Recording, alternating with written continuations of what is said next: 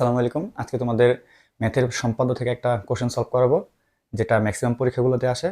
খুবই ইম্পর্টেন্ট, ঠিক আছে? তো কথা না বলে শুরু করা যাক।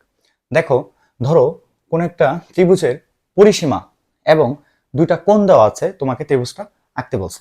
তাহলে তুমি একটি রশ্মি কল্পনা করো। সেই রশ্মি থেকে এই যে পরিসীমাকে ধরো তুমি এ ধরে নিলাম, এটা হচ্ছে এক্স, এটা হচ্ছে ওয়াই কোণ, ঠিক আছে? তাহলে এ সমান করে কেটে নাও। বুঝতে পারলাম?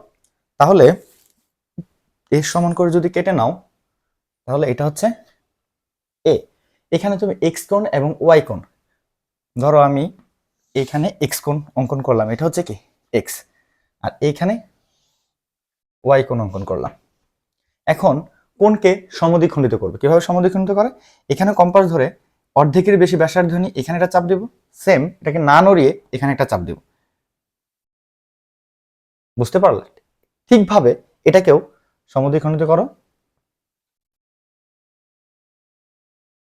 সমদ্বিখণ্ডিত করে যোগ করলে যেই বিন্দুতে ছেদ করে, এখন এই রেখাটাকে তোমার আবার সমদ্বিখণ্ডিত করতে হবে, অর্থাৎ এখান থেকে এতটুকু।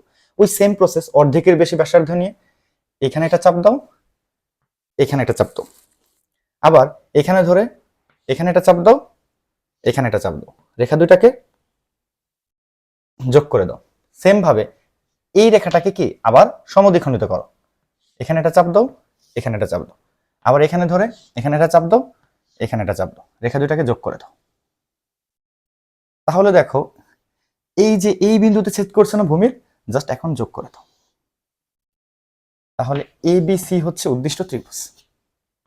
বুঝতে পারছো? দেখো, এটা যদি এক্স কোণ হয়, এই কোণটাও কি এক্স হবে, আবার এটা যদি ওয়াই কোণ হয়, এই কোণটা ওয়াই হবে, এবং এই রেখাটা সমান হবে এই রেখাটা, এটা সমান হবে এইটা, আবার এটা সমান হবে এইটা, অর্থাৎ এইটা তোমার উদ্দিষ্ট ত্রিভুজ। বুঝতে পেরেছো কিভাবে আঁকা লাগবে? দেখা হবে নেক্সট কোনো ভিডিওতে। আসসালামু আলাইকুম।